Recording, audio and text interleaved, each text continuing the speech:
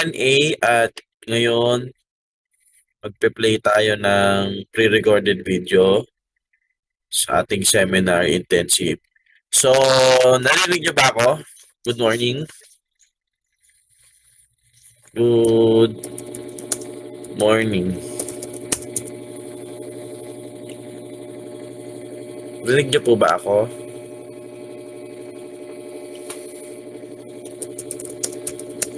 Okay. Sige. So, ang gagawin ko, dalawang beses ko ipi-play yung video para yung mga late kasi 22 minutes lang siya. Okay? Para yung mga late pumasok, makapapakinggan pa rin nila. And after that, you will answer the Google form and your selfie picture while listening to the video. At ano pa ba? Sasabihin ko, nakalimutan. Kapag tapos nyo ng panoorin, exit na kaagad kayo sa classroom. Okay? Yung mga malilate lang, ipi-play ko lang ulit yung video para yung mga late, pwede pa silang makinig. Sige po. Naiintindihan po ba ang instruction ni Sir Jomar? Ako po ba ay naririnig? Okay. Today is my special day. It's my birthday. Kaya maraming ganap. Kaya magta-turn off lang ako ng ano ko ha. Thank you sa mga happy birthday. Happy birthday din sa inyo sa birthday nyo. Salamat. Mamaya pupunta akong MOA. Thank you, thank you, thank you.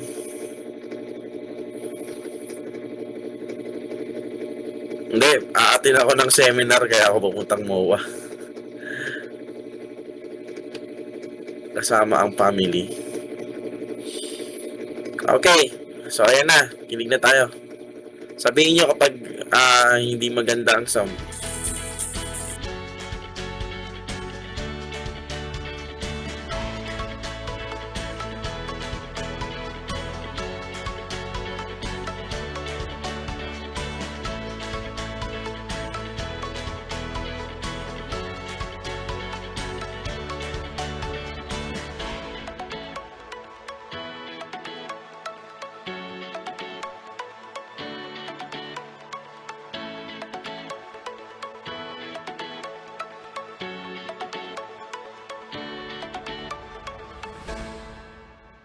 Hello everyone, good day. I hope each of you are prepared for this seminar intensive program for today. We are about to learn new things and we're about to get some new insights that we can apply in our personal life.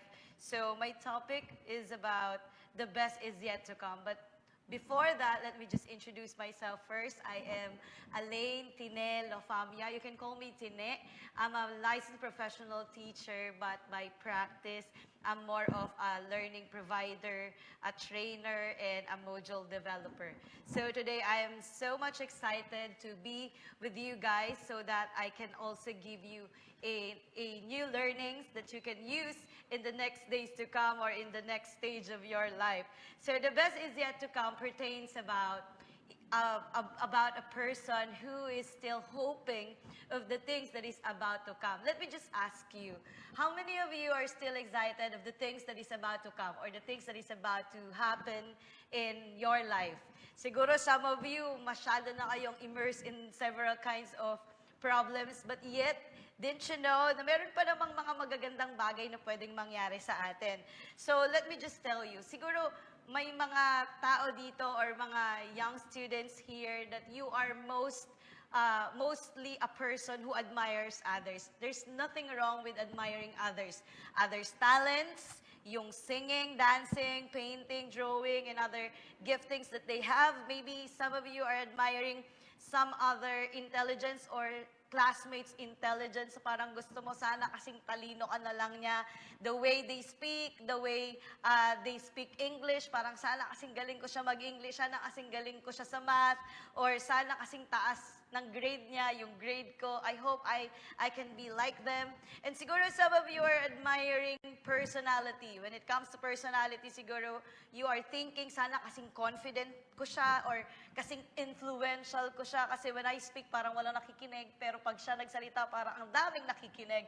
Or siguro you're thinking, sana kasing bait niya ako, or sana kasing ganda ng ugali ko yung ugali niya. Kasi parang ang daming tao nagmamahal sa kanya, pero sa akin, parang konti lang. So, some other naman, siguro you're admire, o siguro ito yung most or most prevalent. Yung you admire the looks of others. The way they look, their color, their height, their nose, their dress, how they carry themselves, and their hair, mga features na meron sila. Sometimes, ito yun na inisip natin. I wish I am good at them, or I wish I am like them. Nakakalungkot mag-isipin. May mga pagkakataon sa life natin that we try to be like some other people. But you know what? There's something wonderful in you. You are unique. So let's share the best is yet to come in your life. So sana hindi tayo masyadong magwelo sa pag-admire lang sa iba. You also have to admire yourself or accept yourself. Because you know what? You have a unique personality, a unique intelligence, a unique talent na pwede mo magamit in the next years that is about to come. If you are a first-year college, next year may magagamit kang ibang skill, siguro ibang talent, o madidiscover mo on your own na parang ang ganda pala nito, hindi ko to nagagawa before, and now magagawa ko na. So let me just share you, no person exists without a purpose. So, lahat ng mga nangyayari sa atin, or di kaya lahat ng meron ka, minsan kino-complain mo, pero hindi mo alam, or before you know it, these things has a purpose to contribute into your life. There is a wonderful verse in the Bible saying, "For I know the plans I have for you, declares the Lord, plans to prosper you and not to harm you, plans to give you hope and a future." In Jeremiah 29:11. Alam nyo, I can still remember this movie, Encanto. Siguro, some of you, napanood nyo na yan about Maribela, yung mga family na punong-puno ng talent. But here comes Maribela, parang wala siyang katalent-talent. O, she fails to siguro discover ahead yung kanyang talent. So if you watch this movie, ang ganda nito. So you can check it around, and you try mo kung makita mo how nice this movie, and you can learn. Kasi si Maribela, parang sa lahat, siya yung walang gifting or wala siyang talent na na-discover. But yet, alam nyo, yung pinakamagandang gift ni Maribela there is that she can actually convince, or she can actually unite their family. Yung unique skill niya is that kaya niyang i-unite yung family niya. Though they have different gifts, itong si Maribela, kahit hindi yung malakas na pangangatawan yung strength niya, ang strength naman niya is a good relationship. So, take this. Yung mga strength natin o yung mga personality natin or the things that is happening in us, sometimes hindi natin gusto, but yet, if we're gonna look at it in a closer vision, siguro marirealize natin may purpose kung bakit ito ka, may purpose kung bakit nandito ka. And so, sometimes, naiisip lang natin yung mga bagay na yon kasi siguro meron kang na-encounter na may namintas o di kaya merong nagmaliit sa skill mo or you have failed in the past. But take this. Merong verse din in the Bible saying, "The Lord says, do not cling to the events of the past or dwell on what happened long ago." If you have failures before or somebody in the family or in the community siguro belittled you once, ang sabi dito, do not dwell on what happened long ago. Watch for the new thing I'm going to do. It is happening already and you can see it now. I will make a road through the wilderness and give you streams of water there.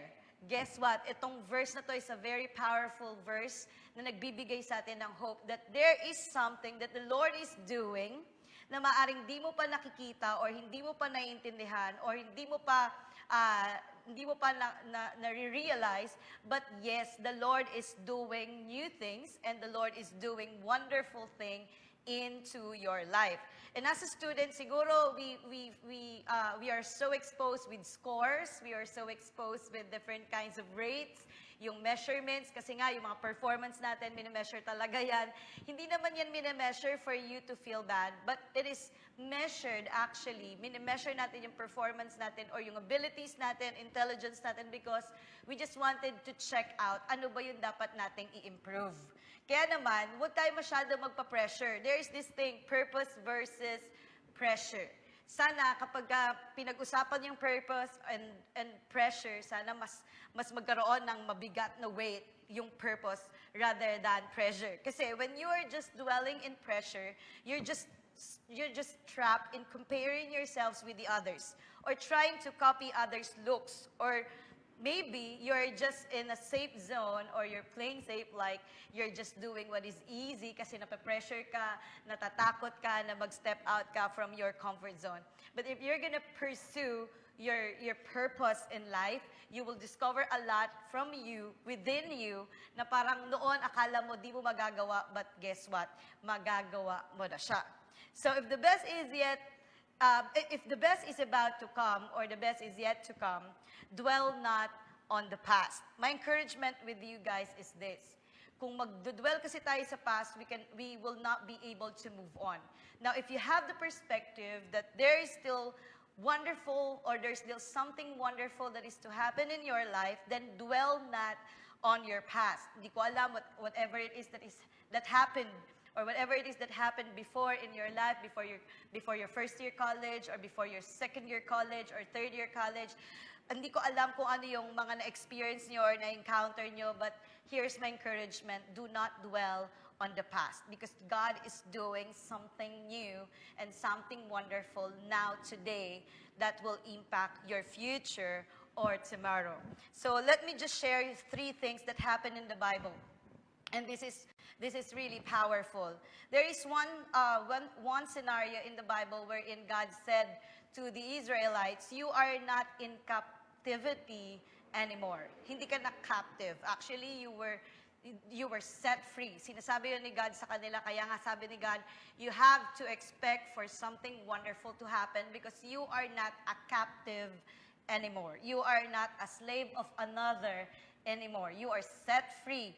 Hindi ka naalipin ng sino man, hindi ka na sunusunuran kanino man.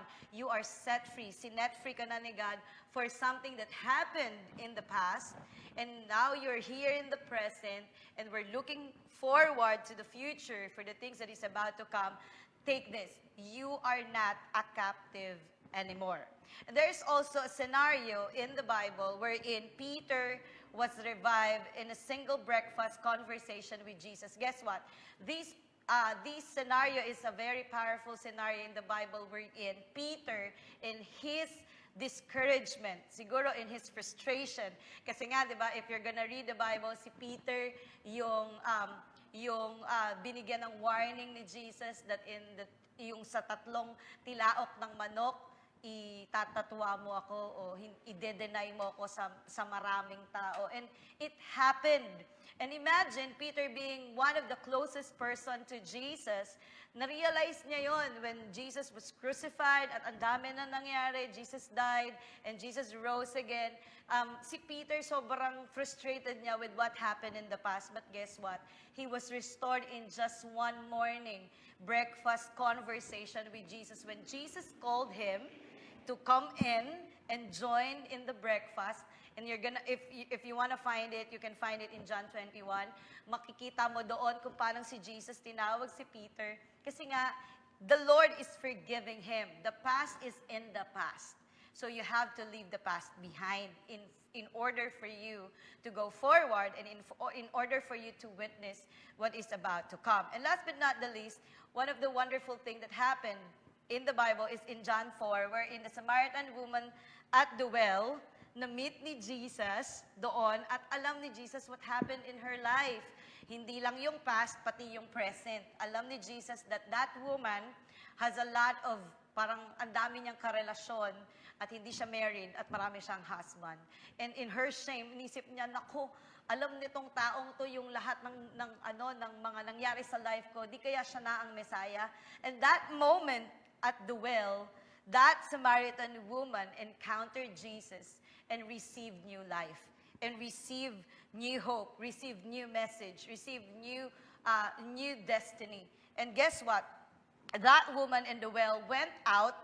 Pag nabasa natin in the Bible, in John 4:28-30, that woman, meron siyang jar, went back to the town and said to the people, "Come see a man who told me everything I've ever did. Could this be the Messiah?" They came out of the town and made their way toward him. So yung mga tao na nakarinig, shucks, alam ni Jesus kung ano yung nangyari sa'yo. Siguro siya talaga ang Messiah. And the people came out at pumunta sila kay Jesus. And guess what happened? These people received the message, the very salvation of God. Sila mismo nakilala nila si Lord. And God is just, waiting for us to come closer to Him para meron siyang magawa sa life natin. Minsan nga, si Lord pa mismo yung magbe-meet sa atin in the middle of the road para baguhin yung situation natin, para ayusin yung life natin. So dwell not in the past. In John 4:39 said, "Many of the Samaritans from that town believed in him because of the woman's testimony. He told me everything I've ever did." Ganun lang kasimple yung message ng babae, but you know what? The shame was gone. Ang dami niyang shame na tinatago, ang dami niyang mga siguro frustration in life na parang wala namang nagmamahal sa akin, wala namang lalaking sumeseryoso sa akin, wala namang nagpapakasal talaga sa akin. But yet, here comes Jesus at the well. Alam niya yung mga nangyari dun sa woman. Alam niya yung nangyari dun sa woman at the well. At that Samaritan, na nagha-hide siya sa maraming crowd, sa maraming tao. But yet, when she encountered Jesus, she received new life. Hindi na siya nagstay doon sa shame, hindi siya nagstay doon sa frustration, hindi siya nagstay sa disappointment, but she has a new message. And I hope, but before this seminar intensive program ends, I hope that you will find a new message for your life. Siguro marami nang nag-deposit sa iyo ng message about your weakness, message about your siguro failures, marami ka nang na-receive na complaints about you. And I hope sana hindi yun yung magiging dwelling place natin. Ang maging dwelling place natin is when God is in you, and if God is in you, you can have a new chapter. You can have a new destiny, new direction to follow, and you will have a new hope in your life, because there is really something good that is about to happen in your life if you have the faith in the Lord. So my encouragement is this: don't get distracted or don't stay discouraged. Look forward and keep going. Marami ng mga baggages siguro tayo na binibit-bit ngayon na nakaka-distract or di kaya nakaka-discourage. But here's the thing. Look forward and keep going. Why? Bakit pa? Bakit pa ako mag-look forward? Bakit pa ako magpapatuloy? Because there is something good and there is something best that is about to come in your life. If you are a first-year college, hindi pa tapos ang laban. If you are a second-year college, third-year college, hindi pa tapos ang laban. There is still something wonderful that is about to happen in your life. So how can we leave the past behind? So meron lang akong few things to leave to you guys, and I hope you can have this as a message, not just for this moment, but for the rest of the journey that you have in life. Mabaon mo talaga to. First, we may not forget, but we can stop the past to influence our present. Pwedeng hindi mo malimutan kung ano yung nangyari sa'yo sa past. Pwedeng hindi mo na mabura sa isip mo kung ano ba yung mga frustration mo in the past o di kaya mga disappointment mo in the past. But you can decide to stop the past to influence your present. All the pains, all the grudges, the revenge, the anger, the unforgiveness, or self-condemnation, take a closer look. It's all in the past. So let not these things keeps you away from the purpose the Lord has given to you, or let these things do not hunt you anymore, or wag ka nang i-hunt ng mga anger and revenge na nararamdaman mo ngayon. Go ahead and surrender it to Jesus. Because Jesus was crucified for all these things. So kung meron kang idea to give up, just give up to Jesus.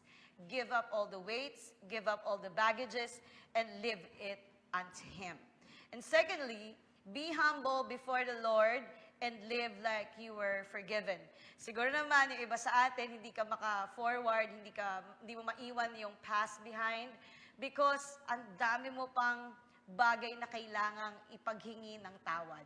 Sometimes you just have to accept it in our hearts. Sometimes, hindi tayo yung victim. Sometimes, tayo talaga yung naging offender. Sometimes, tayo talaga yung naka-offend. Tayo talaga yung nagkamali. Tayo talaga yung nagkulang. We just have to accept it and ask for forgiveness. And guess what? Ang promise ni Jesus sa atin, when we confess our sins, He is faithful and just to forgive you. Not just to forgive you, but cleanse you from all your unrighteousness. So you can live a life that is forgiven. Pwede tayong mabuhay, buhay na pinatawad. We can ask God to reveal the things, siguro yung mga bagay na nagawa natin to our parents, to our friends, to anyone. Let God reveal it to you and humbly come to the Lord and ask for forgiveness. Hindi ka i-reject ni God. And last but not the least, we might be clueless of what future may bring, but we can be sure that God is doing new things. Hope for it.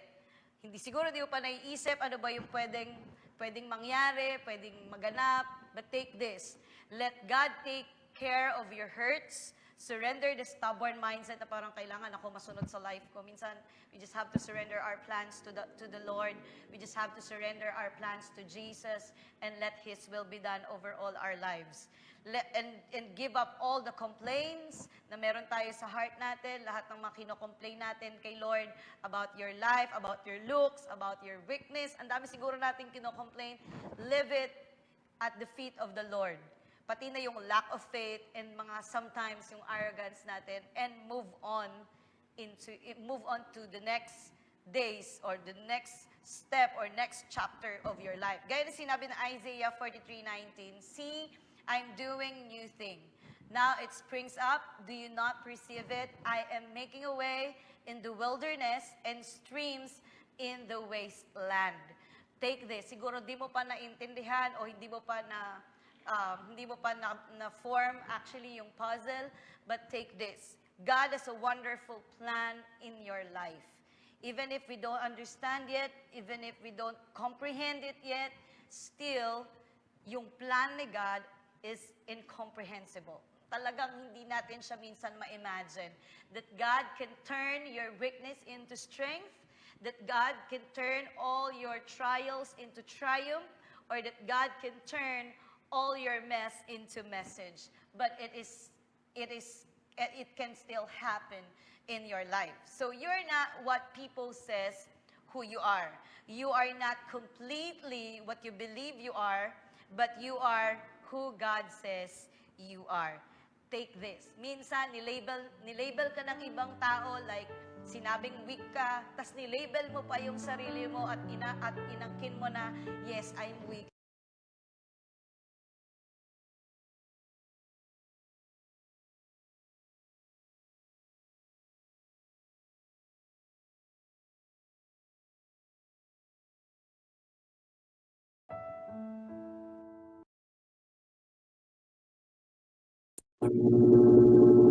Okay, guys.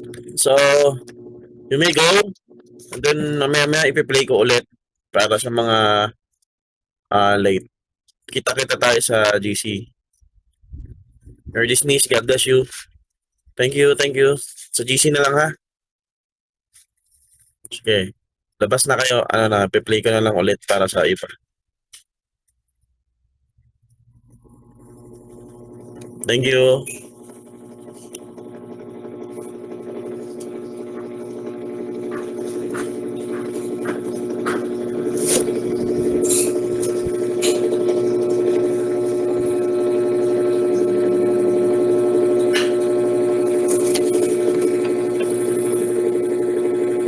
Bye-bye.